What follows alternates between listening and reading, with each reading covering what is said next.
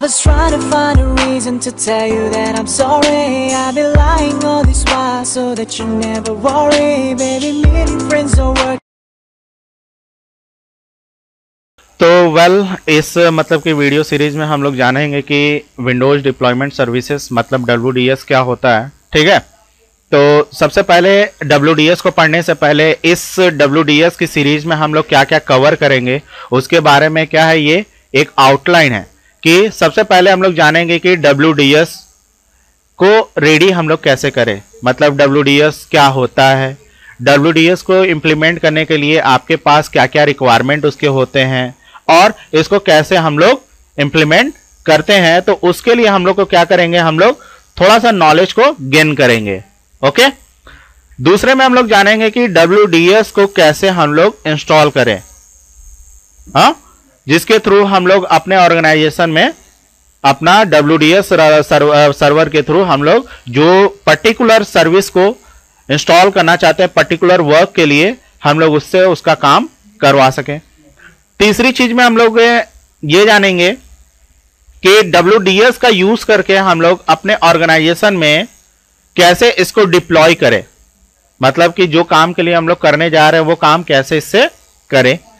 और जो चौथी चीज इसमें है वो है automatic installation with answer file. Answer file बनाने के लिए हम लोग एक डिफरेंट टाइप का टूल यूटिलाइज करेंगे जिसका नाम होता है WAC, जिसको कहता है विंडोज ऑटोमेटिक इंस्टॉलेशन किट।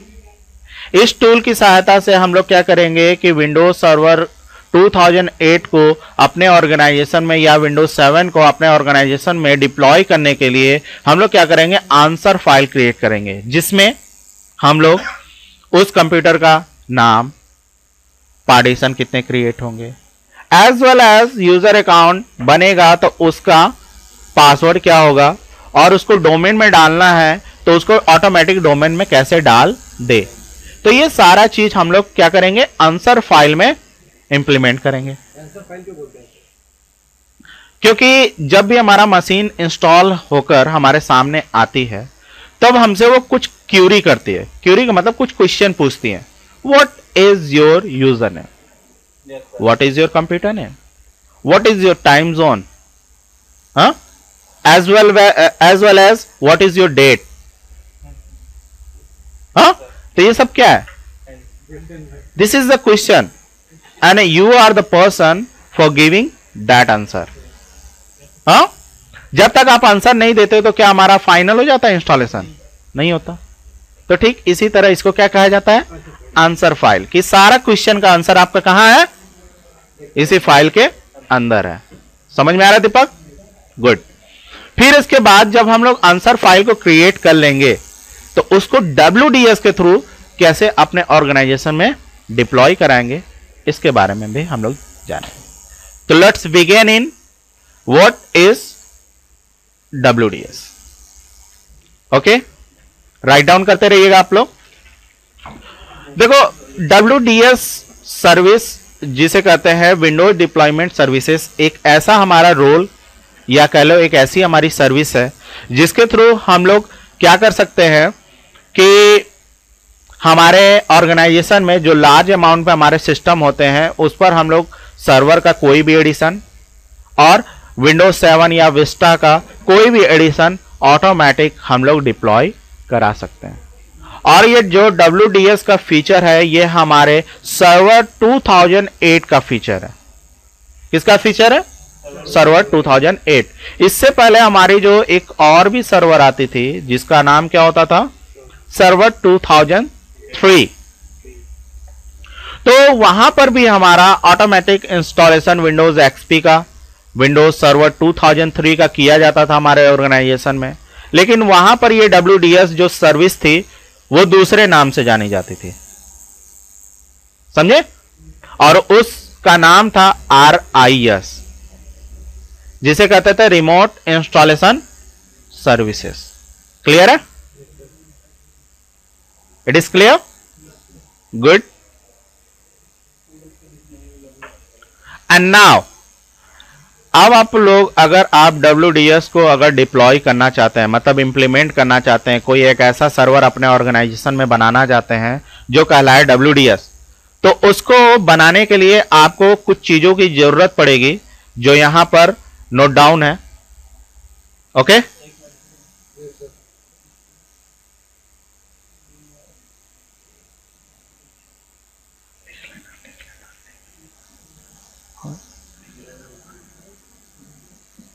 पहले सुन लो। वीडियोस हैं, राइट कर सकते हैं पॉज करके और प्ले कर सकते हैं, डजंट मैटर। ओके, तो हम लोग इतना ज्यादा लंबे वीडियो को नहीं खींचते हैं। Carry on. तो WDS को इंप्लीमेंट करने के लिए हमारे ऑर्गेनाइजेशन में हम चाहते हैं कि अपने ऑर्गेनाइजेशन में कोई WDS का सर्वर बनाए जिसके थ्रू हमारे ऑर्गेनाइजेशन में पूरा का पूरा ऑटोमेटिक इंस्टॉलेशन हो किसी भी ऑपरेटिंग सिस्टम का, लाइक विंडोज 7, सर्वर 2008 का कोई भी एडिशन और as well as Vista. Okay, तो उसके लिए आपको कुछ रिक्वायरमेंट होगी WDS को इंप्लीमेंट करने के लिए, जिसमें कि सबसे पहला है एक्टिव डायरेक्टरी। कौन सा है? Active directory.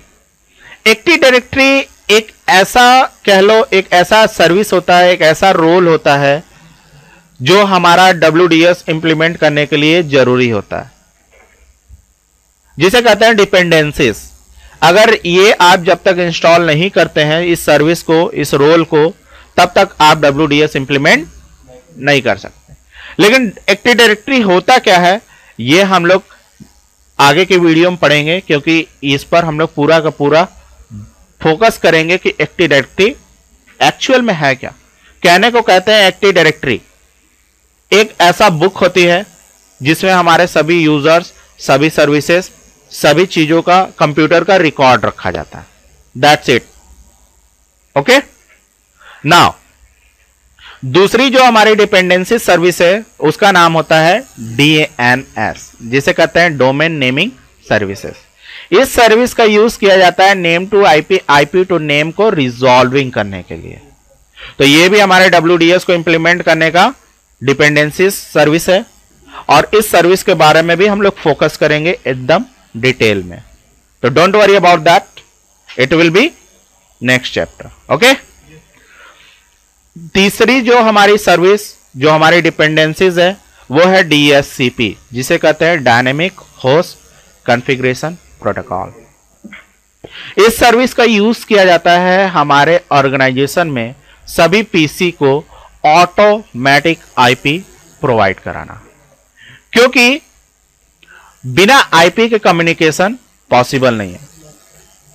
तो हम लोग रिमोट इंस्टॉलेशन करवाने जा रहे हैं, तो उसके लिए IP तो इंपॉर्टेंट है, लेकिन क्वेश्चन इज दैट कि किसी मशीन पर हमारा क्या है, कोई ऑपरेटिंग सिस्टम नहीं है, तो क्या हम लोग उस पर IP कॉन्फ़िगर कर सकते हैं?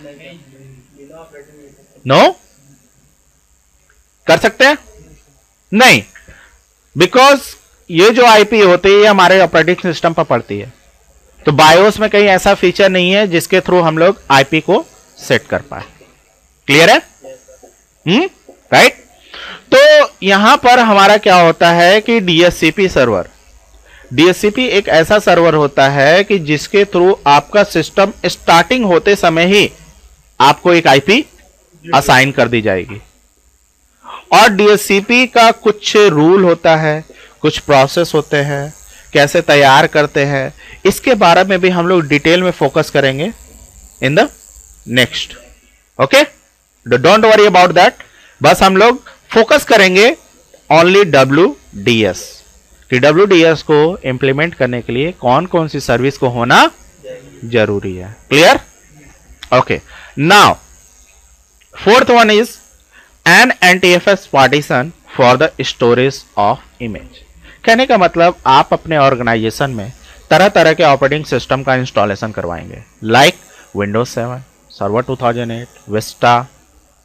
तो उन सब का आपके पास इमेज कहीं ना कहीं हमारे मशीन पर स्टोर होगा, चाहे हमारे C ड्राइव में हो, चाहे हम लोग अलग से D ड्राइव बना के दे दे, तो होना तो चाहिए ना साइज। तो हमारा वो जो पार्टीशन होगा वो फैट में नहीं होना चाहिए, वो हमेशा NTFS में होना चाहिए। फैट जो है ये हमारे फाइल सिस्टम का एक वर्जन है जो कि ओल्ड है, जिसे कहते हैं फाइल अलोकेशन टेबल।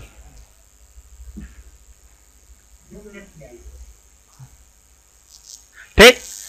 और जो सेकेंड वन है वो जो न्यू टेक्नोलॉजी फाइल सिस्टम है, ठीक है, और ये जो हमारा न्यू टेक्नोलॉजी फाइल सिस्टम है, ये हमारा नया वर्जन है हमारे किसका, फाइल सिस्टम का। तो इसमें कुछ सर्विस ज्यादा होती है, उसमें कुछ सर्विस कम होती है, जैसा कि मैंने बताया था पिछले दफा। ओके, नाउ कुछ और भी चीजें यहां पर हैं जो कि यहां मेंशन नहीं की गई है। वो है आपके पास पीएक्सी इन्वायरमेंट होना चाहिए। पीएक्सी इन्वायरमेंट का मतलब यह है कि आपके जितने भी पीसी होने चाहिए सब पर लैन कार्ड जो लगे होने चाहिए, ये पीएक्सी सपोर्टेबल होने चाहिए। क्या होने चाहिए,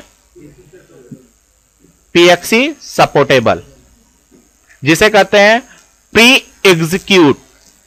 क्या कहते हैं, प्री एग्जीक्यूशन।